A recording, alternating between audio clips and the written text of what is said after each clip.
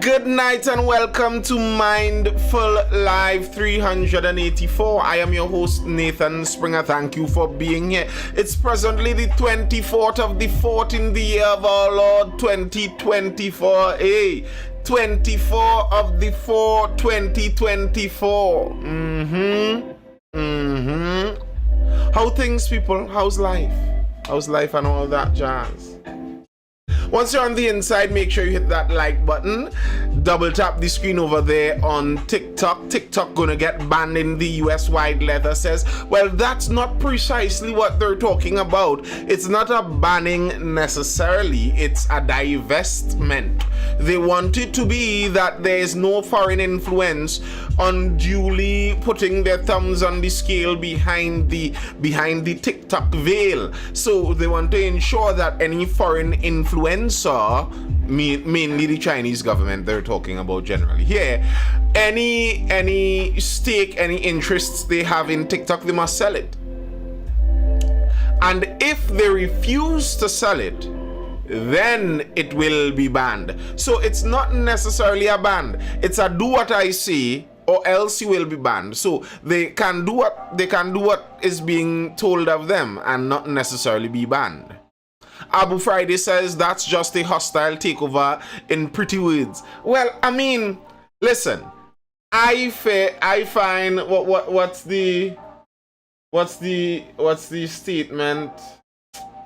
Oh gosh, something is fair game, as in if you get the same thing you're doing, that's fair game. The Chinese don't allow US companies and US social media companies. They don't allow US social media companies free reign inside of China. So why should the US allow foreign social media companies with obscure backings free reign inside of their country? It makes sense to me. Missing main point attack on China. Relax. It makes sense to me actually. And if you read, like, I am on TikTok, this is being done on TikTok as we speak. But if you actually go through the licensing for TikTok, just so you know, once you download TikTok, that app basically is the manager of your phone. That app has permission to go through everything and record everything on your phone. That's why they initially banned it in government offices over in the States. If you are a government officer, if you worked in, no, not all social media apps, Abu Friday, not all. You see, this is so tedious. Why do people do this? You could literally go and look. No, Facebook is not the worst. It is not the worst. TikTok is worse than Facebook in that. Please, you all go read the licenses before you come and spew this nonsense, because I'm 100% certain anyone who is saying Facebook is worse or all social media apps do that have never read the licenses and do not know what they're talking about. TikTok is different. TikTok is different. That's why they were banned, and they are banned by many serious government offices all around the world, as Facebook is not. So it's not the same on all the apps. That's not actually true. We're not talking about that ban. At least they tell you what data they are stealing now. Eternal Force. And you see, that's the thing. The issue is not TikTok. If you're talking about the issue with the ban, the issue is China, but the issue isn't even China. The reason the ban went through in the US, if we are to be fully honest, is because of the whole Israel-Palestine issue.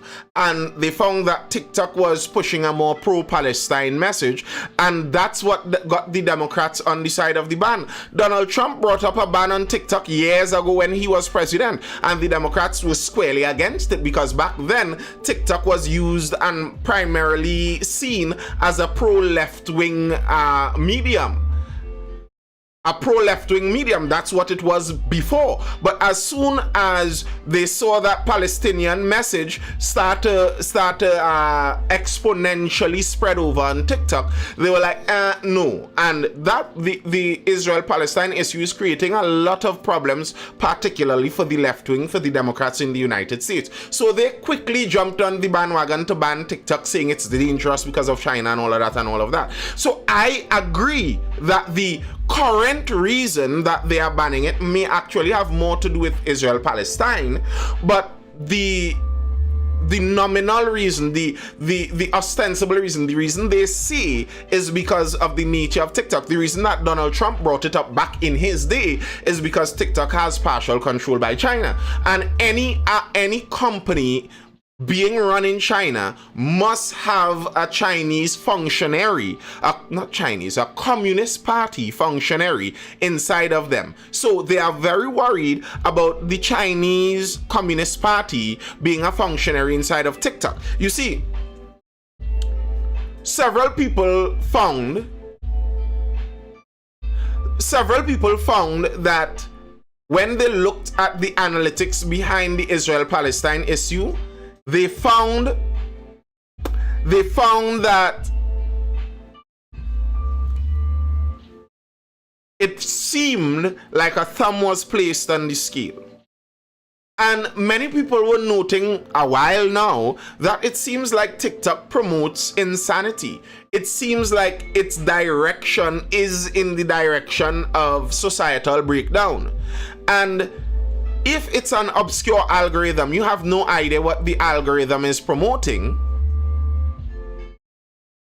Makes no difference to what bridges.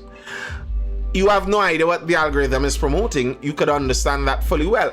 You see, the world and the warfare that... Of course, it's our version. It's not the Chinese version. That's the point many people have made. Yes. But the world has reached a point where warfare is kind of different now. If I don't need to go and fire one single round into your country, but I could influence all of the young people in your country to do self-destructive things and damage you from the inside, don't have to worry.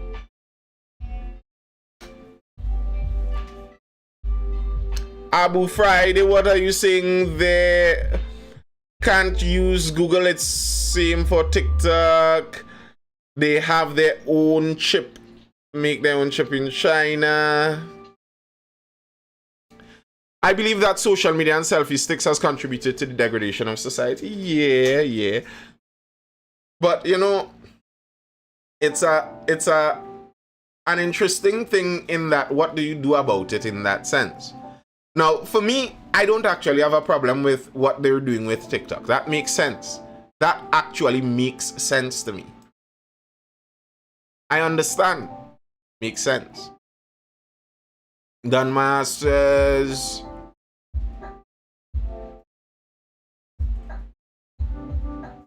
Okay. Either way, that's not exactly what we came to talk about tonight, believe it or not. The TikTok ban wasn't what we were talking about. And as I said, it's not exactly a ban.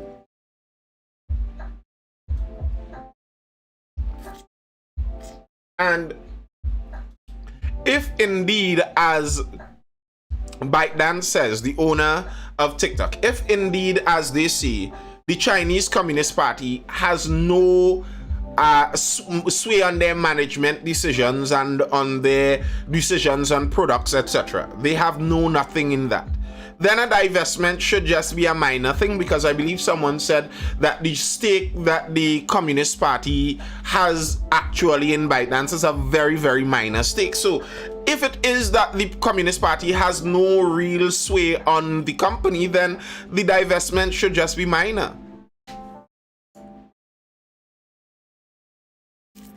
If King Minos and his government ban TikTok here, what we go do? I don't know how they'll do that here necessarily, how that will work. What would be their grounds to do that? And I think if they do that, there would be many backdoors into it. Trinidad is pretty open as it comes to that internet access. I'm enjoying watching America get exposed to what is actually happening outside of their own media. Are you on YouTube tonight? Yeah, I am. I'm currently streaming live on YouTube. Am I not? Yes, I am. I'm on YouTube. Once you're in that YouTube live, make sure you hit that like button. Yes, thank you very much. Drop a comment. Tell me what you think if you have something to say. If you are looking at this on repeat on YouTube, you could drop that comment too. Make sure you're subscribed to Nathan Spring over there. If you are not subscribed, head over and please do subscribe. But let's jump in to the news that we have today. No VPN service required for now, correct? Correct. Exactly that. And tonight I'm starting talking about one of my blessed night, Joe, one of my pet topics, as it were. Crime causes poverty. If you all have been in this life for any amount of time, if you've been in other lives any amount of time, I'm almost certain you'd have heard me say that. You'd have heard me say that at some point in time before. It's not necessarily, as many people like to say, as much that poverty causes crime, but much more that the crime causes poverty. Crime impoverishes a region. You know, I saw a fire breaking out on St. Paul Street recently, made the news. It was just an interesting entry into the whole thing. Illegal HDC tenant burnt trying to extinguish apartment fire. A fire at an apartment at Clifton Tower, St. Paul Street, Port of Spain left a housing development corporation tenant with burns about his body after he tried to extinguish the blaze himself yesterday. But what's going on with the papers? The papers is calling him a tenant while HDC is saying the guy wasn't a tenant. They don't know who this guy is apparently. When Guardian Media spoke with him after the fire, he explained how it started.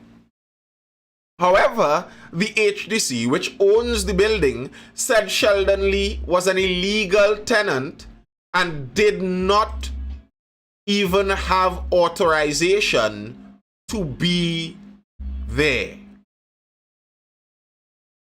Wait, that surname looks very familiar.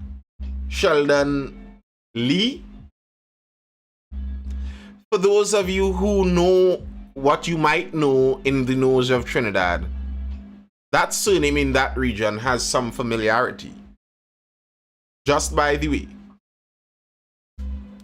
The father of two said he was lucky to be alive, having suffered burns about his body. My back burn up, I feel sick, all my things gone, I have nothing.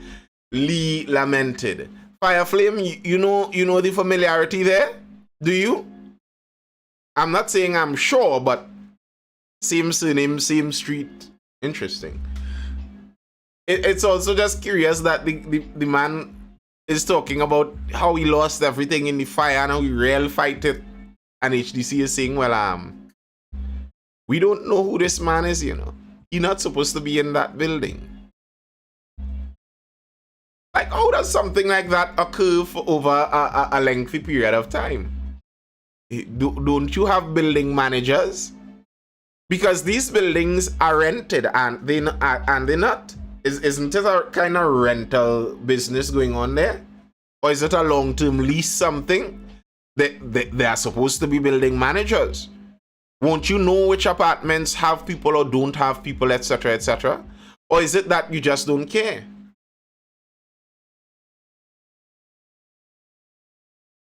And, you know, that kind of linked straight into this YouTube video I saw going viral over the weekend or so, where Timmy Carter, YouTuber, 407,000 subscribers, he went into deep in the Caribbean's deadliest hood in TT.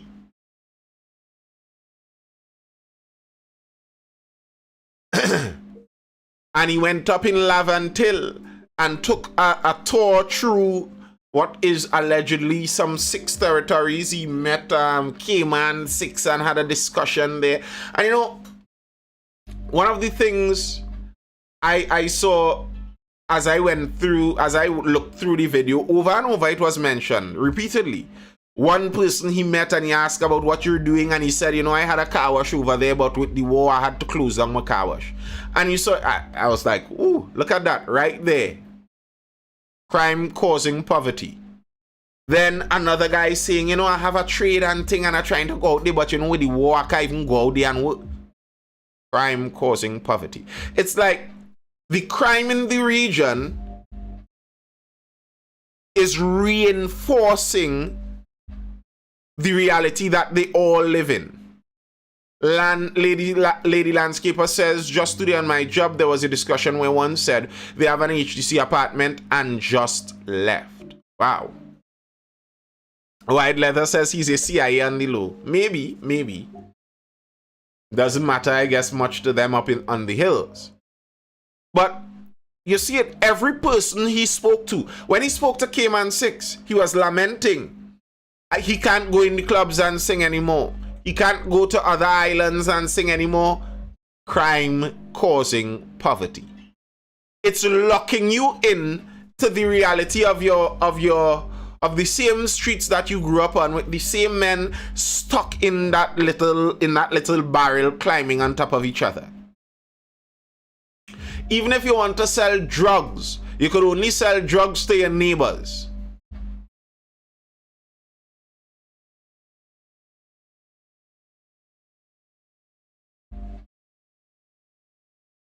No business you do can expand.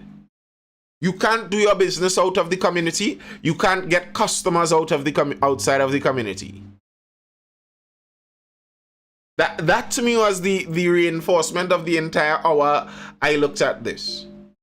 And you know, you hear some of these young men talk, Evening Anderson.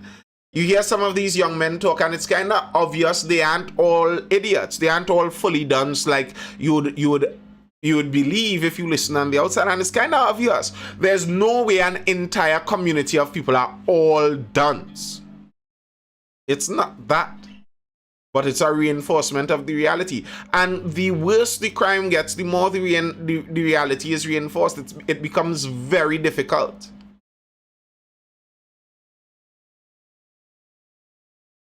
The crime causes the poverty. Kurt 42 says Arrive Alive linked with licensing office. How? $1,200 and you write your DP exam. Easy money, PNM. Kurt 42 says. You know, it's one of the annoying things with posting political content in Trinidad and Tobago is the incessant comments you get in the replies about PNM this, UNC that. It gets tedious. While if you follow the track of many of these companies that you may not like an Arrive Alive, you would see most of those companies thrive and function regardless of which party is in power. And sometimes your very favorite politician may be the exact one who introduced them to the corridors of power and drinking from the treasury.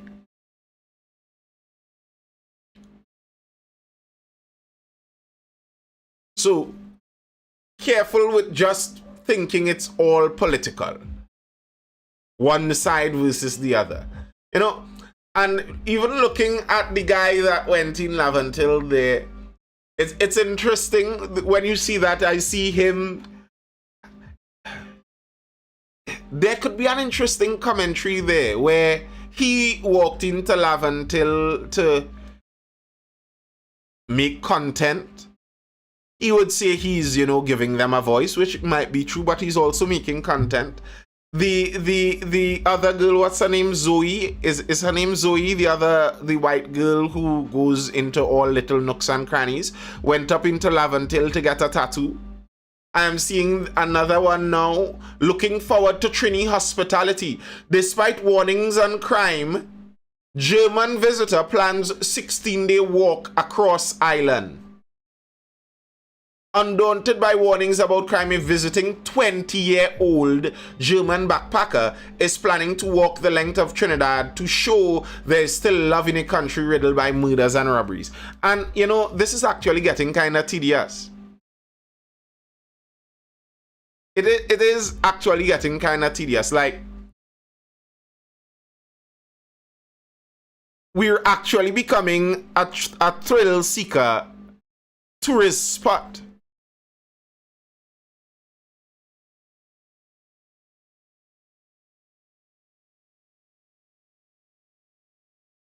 It's a thrill seeker tourist spot, and my problem with that. Here's my issue with it, and you know, I deign to sound too much like the modern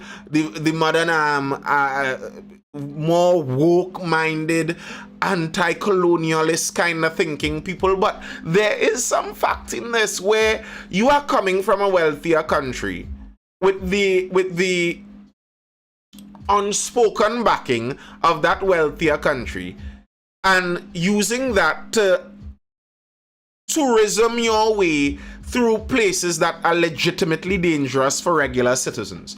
And should something happen to you, it's obvious that the police are going to take this more seriously. So it's nearly like you can test the fate of this because you know that should something happen to you, it would be taken more seriously.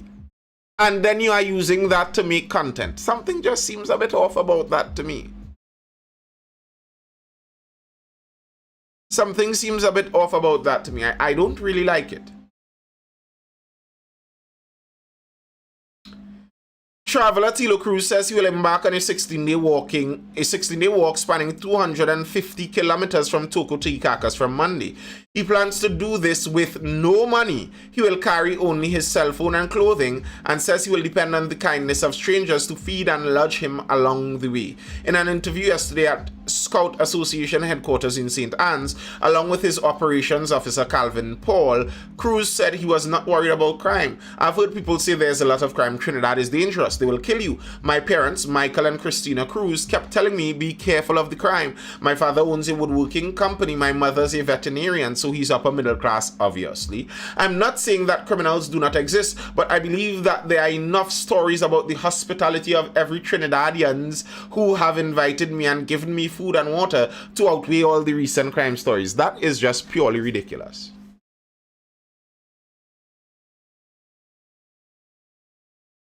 Vice is done. Vice is closed. Vice went down the Get Woke, Go Broke Avenue. They sold out a lot of their company at one point in time to George Soros. Well, I think he gave them a loan and eventually he bought it all back for the price of the loan, which was basically nothing. He paid for it and then sold off some of their buildings and stuff. Vice has been circling the drain for a while, and I think they fully flushed it down the drain a couple months ago, if I recall correctly. Many of those companies went down that route where they got fame doing the edgy content. Once they attained fame, it became easy for them to be a target for the woke weirdos online. So they attempted to pander to that crowd, and it's actually impossible to pander to that crowd, and it's impossible to run a proper news organization, especially a news organization named Vice, if you're pandering to the politically correct people. So obviously it imploded on itself. But this talk about the crime isn't as bad as, and criminals aren't really there, it's the hospital. A place could be very hospitable. Like the same video from previously where I was speaking about the guy in Lavantil there. Something you see all the while through the video is something that anybody who grew up in a hood or a ghetto is familiar with. The ghetto is love. The hood is love. Listen. Anybody, and I know I live in less than the most desirable places before, and it's a true thing. In many of those more misfortuned communities, you have a lot of unity. Sometimes the bounds of one property to another property, one home to another home, one home to another home, sometimes those bonds aren't as strong. So it's a togetherness and a lime, and everybody know everybody and everybody's friends with everybody. So in some of those communities, you would have a lot of hospitality. I won't deny that. Obviously, you would have a lot of hospitality, but that doesn't negate the crime. It's not like once the hospitality is high enough, all the crime is undone. That's not how it works. That's not how it works. Kwesi Orr says, so they're using our crime situation as a novelty. Yes. Why, until when one dies, then and only then will something happen? Something like what? And some of those kind of travelers do die, you know. Like there was a trend at one point in time where a lot of young single women were recommending and writing blogs about single traveling and backpacking through Afghanistan and Tajikistan and all of those places. And what would you know? A couple of them died, obviously. And some of the trends stopped. I don't hope any of them die, and I don't think they will in Trinidad. I hope they won't, but I just think it's unwise and unnecessary. Like, even someone asked, why would they talk to the camera? Well, you must understand, a lot of the people in those communities are legitimately in difficult positions. If I was born, I just woke up out of my mother's womb. The first memory somewhere 3, 4, fuzzy, foggy. I in a Christmas function. The boss in the area giving out party snacks, and that's my first memory. I'm locked in this area. When I'm going to school, the fellas I line with in school have to be men in my area. If I line with men outside my area and I walk outside the school with them, I could die. So I locked with them. When it's time for work, I can't go far and work because I might die. So some of those men are legitimately in difficult positions, especially if you look at it like from a 20-year-old, a late teen perspective, and you look at it using their thinking, being born in that situation. Of course, it's a difficult situation. You get a chance with some white guy coming with a camera and a microphone, willing to hear your story, and he says he's going to publish it for the whole world to see. Then you want to voice all your grievances. I understand why they would want to talk to those people. It's rational to me. It's rational. It's obvious that some of these people want a voice. And to me, as I've said before, that's a real indictment on the PNM, who are the councillors, members of parliament, and government for these areas. Are you telling me none of your political considerations are there to bring a voice to these people?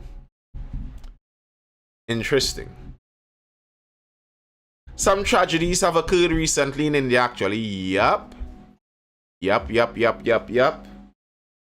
Spanish nationals, were they?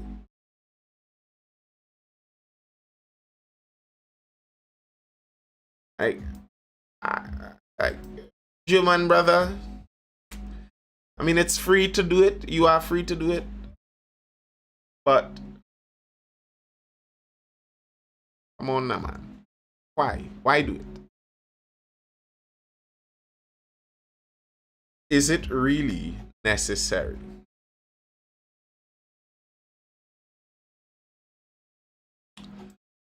Jumping back into this story about the babies in the NICU.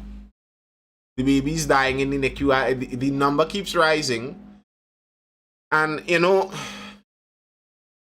at some point in time, and this is a hard one to look at that with. You see, there's a reality where basically, every baby in NICU may not have survived 200 years ago. And as I've said before, for the people in the live who are followers of me and familiar with the live on a regular, my baby was in NICU for a while. And I'm aware that NICU is for the large part, a modern technological advancement. So we understand that babies in there are high risk for a reason. When they say high risk, the risk they're talking about, generally speaking, is death. So there is already a risk there. How do they determine the veracity of the claims? Well, I guess that's where the investigation all goes. How much of it is on the hospital? All infections that happen in a hospital aren't necessarily due to someone doing something wrong.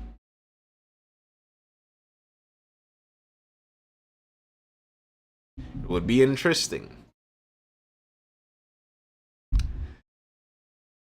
Mark forced to tell the Alsing sorry the Freitas take back Minister of Death statement. Opposition Senator Wade Mark was forced to retract and apologize for his reference to Health Minister Terence the Alsing as the new Minister of Death in the Senate yesterday. Mark asked whether the latest neonatal death, which occurred on Monday, would be included in the Pan American Health Organization's investigation. The Alsing said he was advised that PAHO could include it in its investigations on 2 counts: time proximity to the original cluster, and the case definition of this case matches the other deaths. The Alsing said while there was one major issue in one ward, the entire healthcare system continues to function because of the dedication of all our professionals. And he said he believes the average man in the street recognized this. Mark began his supplemental question by saying that in light of the Alsing's confession of negligence on his part, he wanted to ask what immediate steps would be taken to avoid further trauma and pain to parents. Here's one of the interesting things I saw. There's an interesting piece of conversation going on right now as to whether there's a NICU in the Couva Hospital.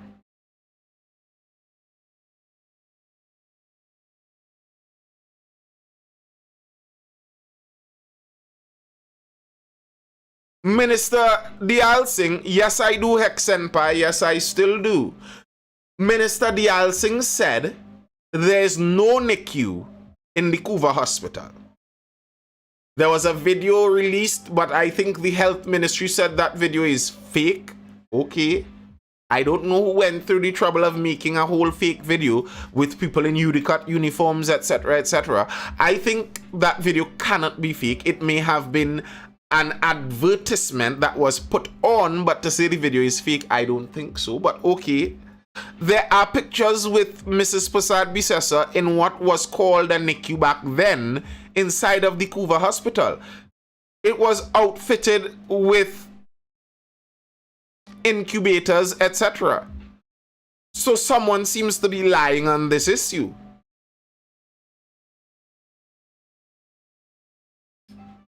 Someone seems to be lying on this issue. If we see there were articles with pictures in the NICU from 2015. How can the minister say now there's no NICU in the Couva Hospital? Like, and in so talking about that, he was speaking about the politicization of the issue. But if you are making a false claim about the NICU in the Couva Hospital, then you are further politicizing the issue, speaking about trying to bring the politics out of it. Abu Friday says probably isn't there anymore. Well, then say that. To say that you aren't talking to me alone here, you know, whoever you are, there's no name here. If it isn't there anymore, well then that's what you're saying. That's what you're going to talk about. That's how you phrase that. There isn't a NICU there anymore. We used the equipment from there to furnish the NICU in XYZ. That's what you say. You don't say there's no NICU there.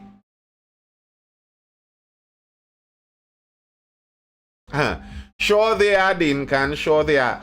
I was watching the WHO hired someone to go through making their policy on people with non-normative sexualities, etc. And when you look at that, you see what's coming down the pike there, and to study, we signed on to that WHO madness. Whew.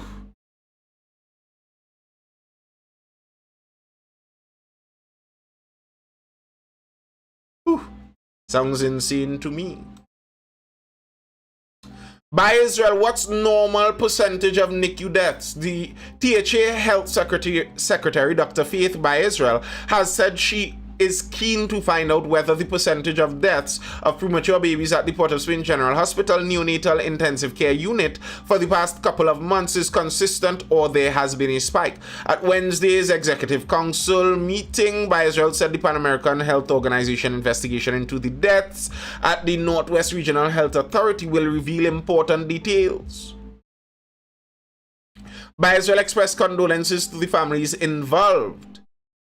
She said babies born between 35 weeks gestation have a number of challenges. She said key components of body functions have not developed, including the immune system, respiratory system, and digestive system. Asked whether she could confirm that a Tobago baby had died at the hospital, as one of the 7 by Israel said a baby born in Tobago did die, but she could not say whether it was during the cluster. Yes, he is, Kuvon. Yes, he is.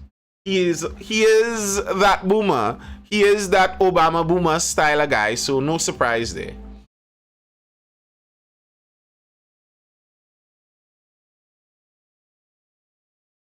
What was the alternative outcome had the government refused to sign on to the WHO initiative? I suppose they would have looked bad to the international community.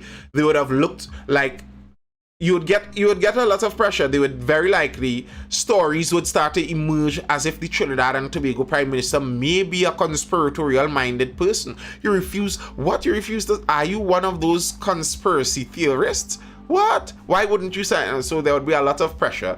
Then I'm not sure the instrumental differences that would have happened, like if you would lose actual international help on issues. I don't actually think you would have lost help. I don't think so.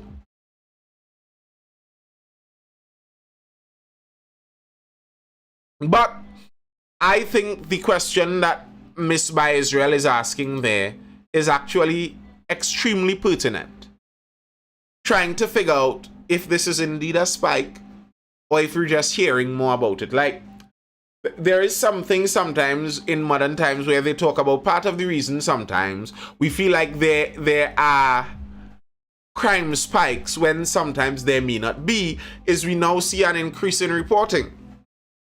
For example, if we were able to see every murder out of New York from the 80s, it may have scarred the world even to this day. But as it stands, we did not. If we are able, every single murder is caught on HD camera for the entire country to see, and it's publicized in a way that the entire country does in fact see it, then the feeling you get about how significant it is may increase. Now, this is not saying that the people's babies didn't die as a result of negligence in the NICU. I just don't know. That's the reality of that. I don't know. And that's what the investigation is supposed to reveal, I suppose. It's a non-national organization, supposedly independent. We'll see what we get out of that. But as Dr. By Israel speaks out there in Tobago has bacchanal brewing. Duke urges PM to end the reign of terror in Tobago. Progressive Democratic Patriots political leader Watson Duke has chided the Prime Minister for not pushing for an amendment to the Constitution after Chief Secretary Farley Augustine and other THA executive members left the PDP and formed the Tobago People's Party. The PDP won a resounding 14-1 victory over the PNM, THA elections ending the latter's 20-year reign, but the entire executive resigned from the PDP on December 5, 2022, 4 months after Duke accused the Assembly of abandoning a Roxborough group.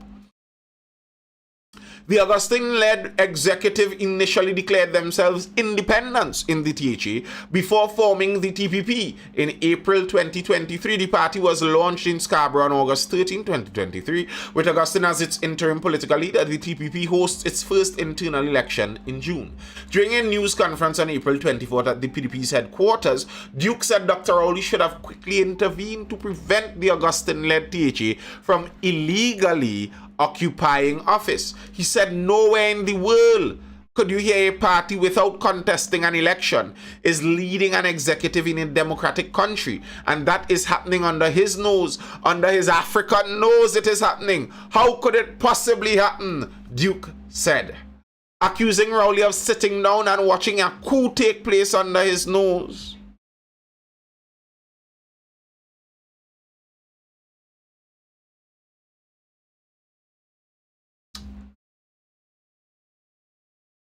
I understand Duke's sentiments.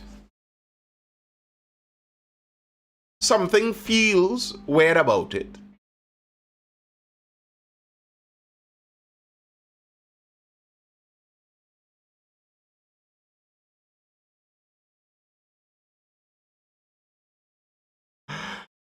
There is something that seems a bit strange about it.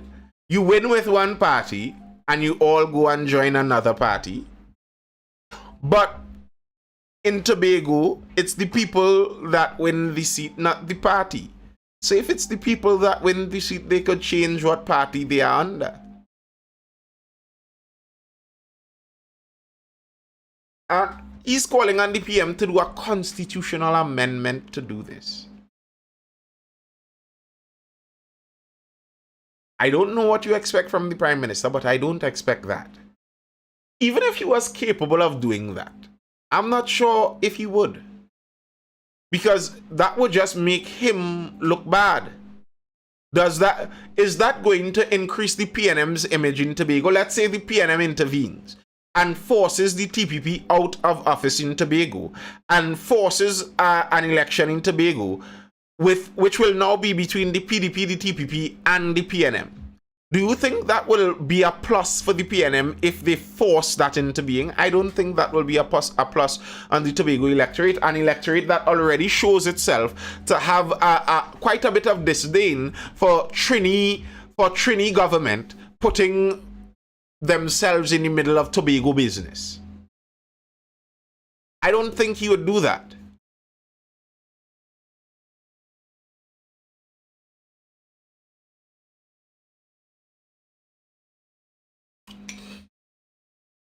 Duke asked, where are the quick and successive amendments to bring down the reign of terror upon the people of Tobago? Or is he going to wait until the election come around and then ask Tobago to go vote for his party? He said he understood why the Ghanaian African Prosperity Network did not give Rowley the Global African Leadership Award in January. They gave our neighbor, the president of Guyana, Dr. Irfan Ali, got the award. Imagine that. An African country has bestowed an award upon our neighbor in Guyana, and I am seeing in a photo our prime minister with his African self sitting there, not even being recognized among the African people for greatness. What are we doing? If you can't settle this in your own hometown, Tobago, Mr. Prime Minister, you are wasting time. Hey, listen. Morning, Rhea. If it's one thing that Duke does is gives you a bit of comedy, eh? He gives you some comedy. He's making a note that a Ghanaian network group gave an award for global leadership and didn't give it to the quite African looking Mr. Keith Rowley and gave it to the Guyanese president. An interesting observation. But, you know, it's also interesting that Duke calls this a reign of terror because Duke was the man who selected Farley Augustine to be the chief secretary. How is it a reign of terror and this was the man you selected to be your chief secretary.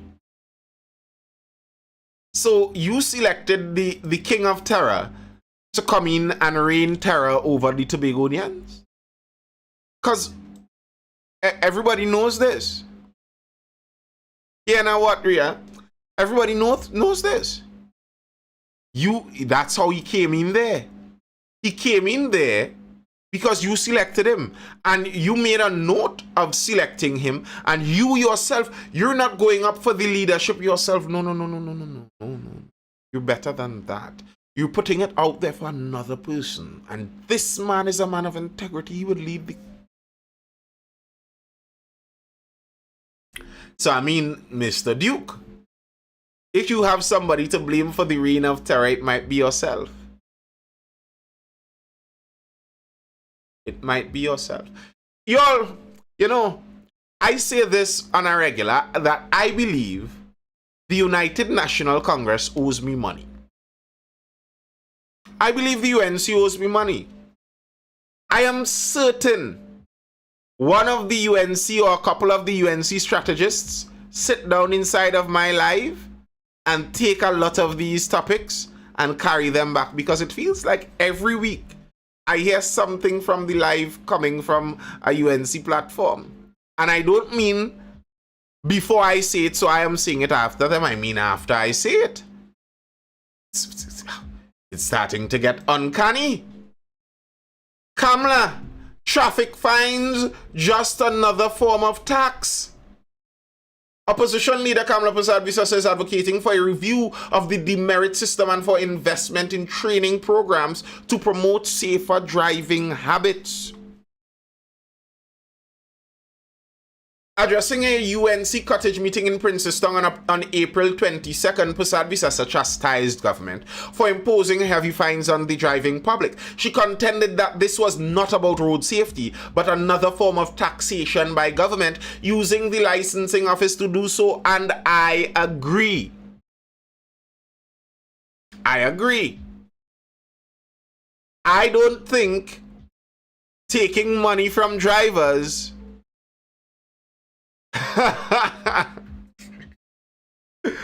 Nisi, I don't think taking money from drivers is in their best safety interest. Like, let's think about this. If I am driving down the road and I have a smooth tire, my tire is smooth, smoother than under the law it should be. You stop me, inspect it, say it's smooth, and tell me I owe the government $1,200, $1,500, how much ever. How does that increase the road safety exactly? What is the process by which that increases the road safety? It frustrates me, because if I have smooth tires, it's obvious that my money isn't where it should be.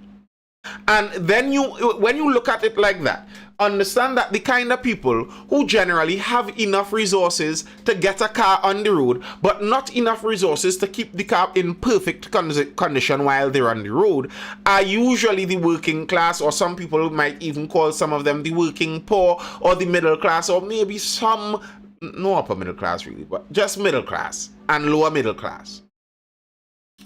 So basically, going through the country with a strict, stringent filter on vehicles, and the cost of failing this is paying heavy money, is going through the country and taking money from the middle to lower middle class people. That's what you're doing. Tony the Ambassador says, what about a fix-it ticket? That makes sense. To me, in the first place, the orientation of our road traffic system, the orientation of it is wrong. I despise this kind of trying to catch somebody out. Your aim on the road is not trying to find a way to get $1,500 out of me. That is not your aim. But that is the aim of the licensing officer. When the licensing officer stops you, their aim is to attempt to give you a ticket. Like, their aim for going out on the road is not attempting to make the road better and safer and more usable.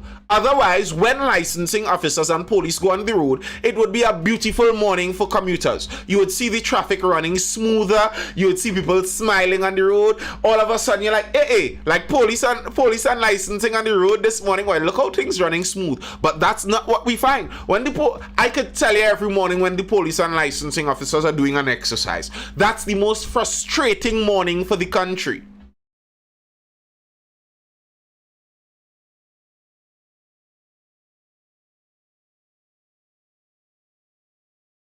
If your intention was making road use a more enjoyable experience, it is obvious that is not the aim of our licensing division and the TTPS.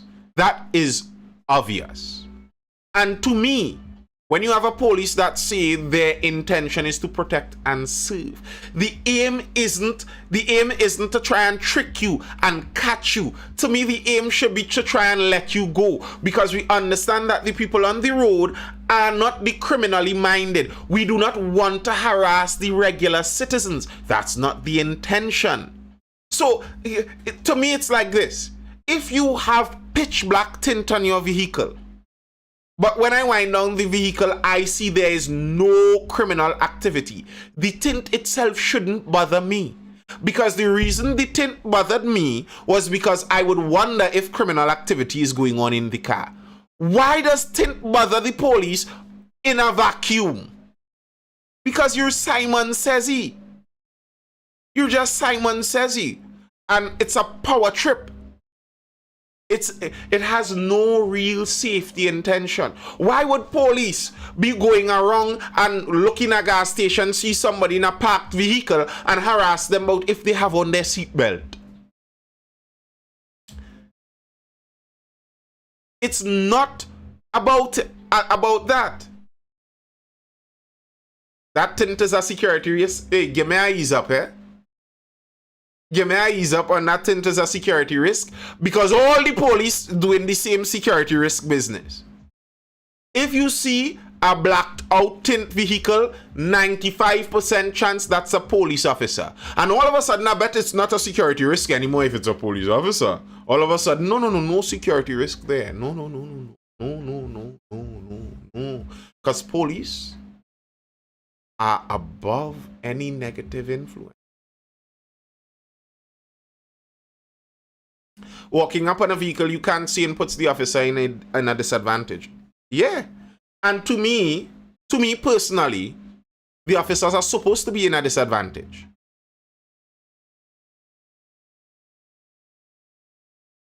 It sounds wrong, but you are supposed to be at a disadvantage if you are coming at my property. If the police are entering your home, they are supposed to be at a disadvantage. The idea that the police are supposed to have always the advantage over all the other citizens is a colonial idea. That's why in Trinidad and Tobago they don't want citizens to have weapons, because they always want it to be that the police are always inordinately advantaged over the regular citizens. That's not the intention. Yes, Anderson, I have no problem with that. That's simple. You see police walking towards you, wind down the glass and put on your house light. And that's the point I'm making. Police would see you wind down the glass and put on your house light, and then come up to you and tell you, wind up your glass, let me see how dark your tint is. That's asinine. Why? If you are worried about seeing inside of my vehicle, and anytime an officer comes, I allow you to see inside of my vehicle, what are you worried about?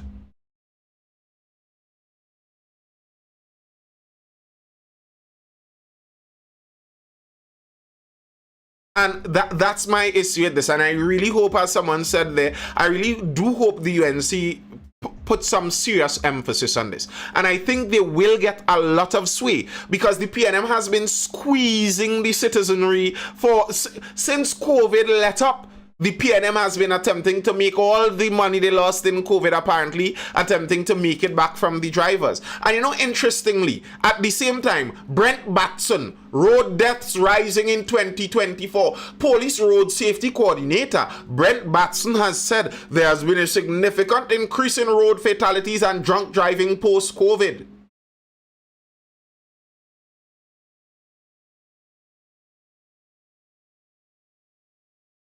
So, what's the point? Y'all tell me y'all are doing all of this for road safety and for crime. Since the roadblock madness started, since Tanti Erla went up on roadblock addiction,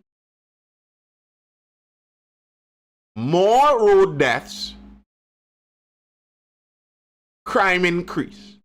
So, do we actually analyze what we do when we do things in Trinidad and Tobago? Because if the TTPS has taken up a roadblock surge over the last year, but in the same time period, we see an increase in crime and an increase in road deaths, road fatalities, and an increase in drunk driving, doesn't that suggest that the roadblocks increase aren't working?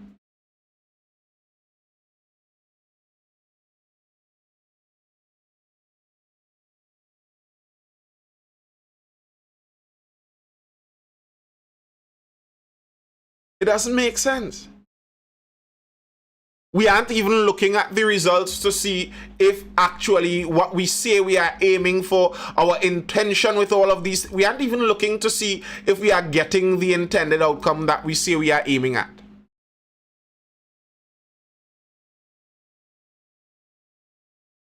It's cruel.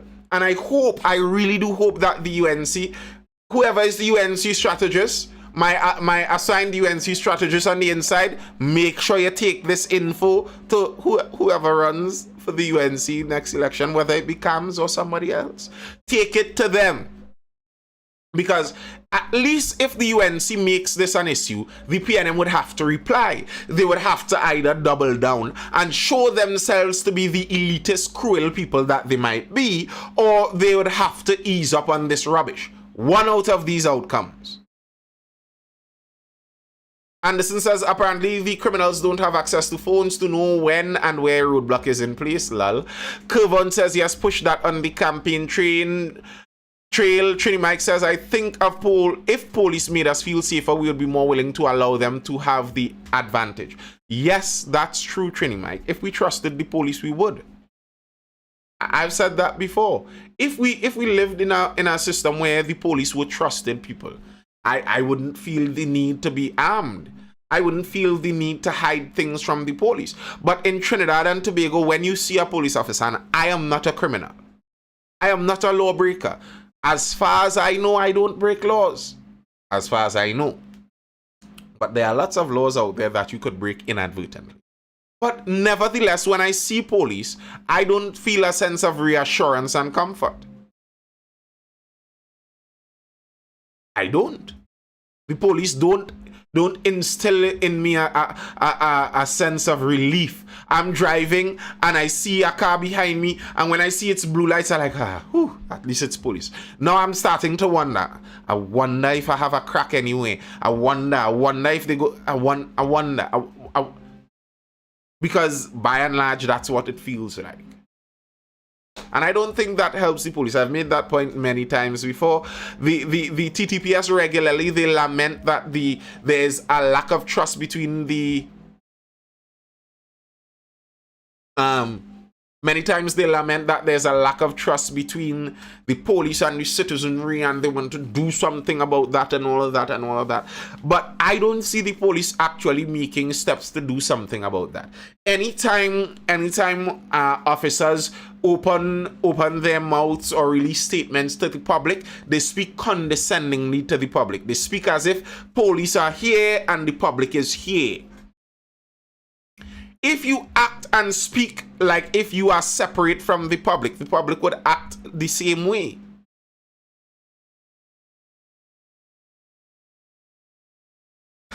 Abu Friday says, what you expect after you pay them 5%, then send them in the early morning sun to write tickets?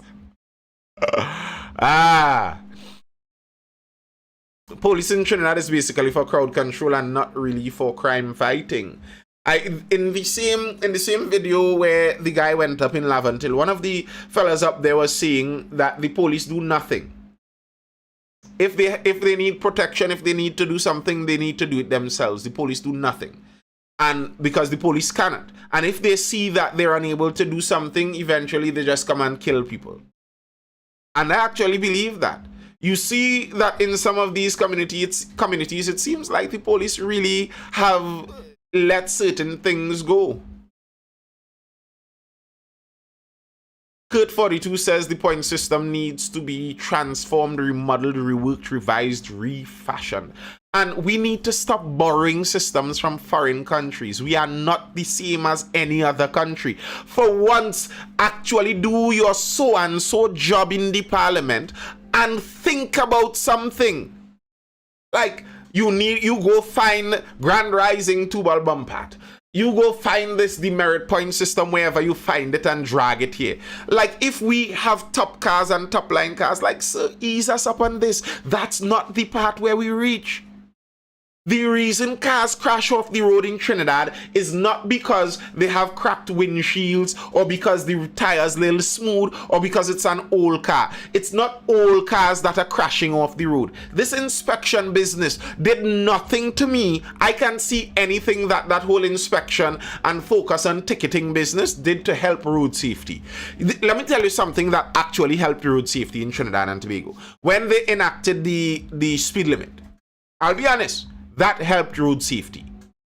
And you know when it helped? When they made it known widely that this is what we're doing now. It's not that we're trying to catch you to give you a ticket per se, but everywhere around the highway there are going to be people looking to make sure you go 100. Eventually, the custom in Trinidad changed. Listen, I've been driving on the roads in Trinidad since before that time. Driving at 140 in Trinidad was a regular, normal occurrence. The speed limit enforcement changed that. Strangely enough, like a regular, indisciplined person, Trinidad acted like that, and they couldn't keep up the disciplined enforcement of the speed traps. So now the speed traps have returned to gotcha mode, trying to hide out on Lady Young to catch you going 5 kilometers over to rob you some money instead of canvassing the whole highway network to lower the general speed. When they did that, there was an increase in road safety and a serious decrease in the road deaths for that year. But they changed from it. They don't even do it like that anymore. The discipline to keep at it, we didn't even have that. So we're back to gotcha speed checking, and gotcha speed checking does nothing for slowing down the roads. If people can't reliably know that on most highways at most times there may be someone somewhere, but they know on some highway at some point in time in some corner in a bush somebody might be looking to try and catch you, then you don't slow down the drivers, you just happen to catch a driver every now and again, and you only catch them while they're already speeding. What are you talking about, Tubal? It doesn't slow them down, and then you don't actually bring the roads into a safer existence. The roads don't actually get safer.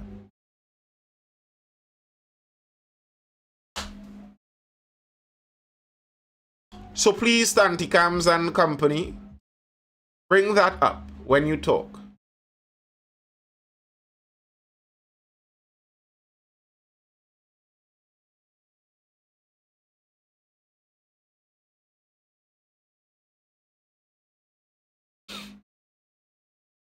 But doesn't that say another about Trinidadians' lawless behavior? Yes, but no, Abu Friday. Because, one, I believe people work on incentives. So I don't believe that Trinidadians are born with a greater lawless gene than citizens of New York. I don't think so.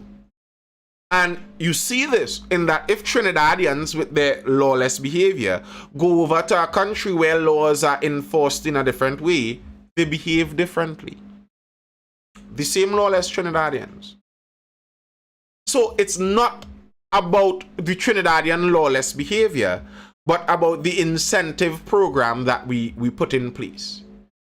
To me, if you have a lawless country, then what you are saying is that the laws written by your politicians aren't in line with the culture of the country. That means the culture of the people bucks against the laws written. And then you have bad laws written.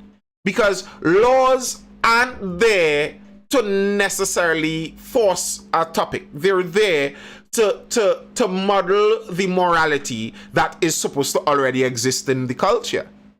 Laws aren't supposed to be... So it's not supposed to be that China sends a legislature to Trinidad and Tobago to write laws according to the morality of the Chinese population. The reason we choose a legislature from the population of Trinidad and Tobago is that when Couva North, I'm in the Couva North district, when Couva North selects their MP, the intention is that the member of parliament for Couva North is supposed to be a representative for the citizens of Couva North, and is supposed to bring their perspectives into the parliament. So when they write and pass laws, the laws are supposed to be within the perspective of the Couva North residents. And when you get members of parliament, representatives from all over the nation, you are supposed to have the views of the people all over the nation in those laws. I could agree that disciplined countries have stricter laws. And when you look at those disciplined countries, look at several things. When people talk about disciplined countries, usually they're talking about more homogeneous countries. Because it's much more difficult to get discipline when there isn't homogeneity. They all believe the same thing, they are of the same view. It would be much easier if Trinidad separated into whatever its various cultural groups were, and you were able to get a cultural enforcer for whatever you desired within each group. It would be more effective. So, just so you know, multiculturalism already puts us at a bit of a disadvantage. We have to allow a wider wiggle room. We cannot be as strict because our laws must allow the space between all of the varying cultures that we have. So, if you are in a country where cremation is not the norm, then you could say, this is barbaric and we'll outlaw cremation and there will be no public cremation in our country by law. And there are countries like that. You cannot do that in Trinidad and Tobago because there are cultures that view this as an essential part of their journey through life. So you have to leave that amount of lateral movement, as it were, in freedom. So multiculturalism already allows for a bit wider wiggle room. And I think on top of that, we keep borrowing laws that aren't ideally for us.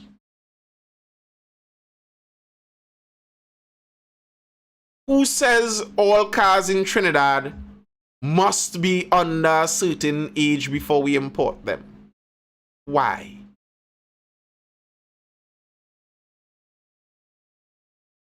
Tubal keeps asking me about the black economy. Sir,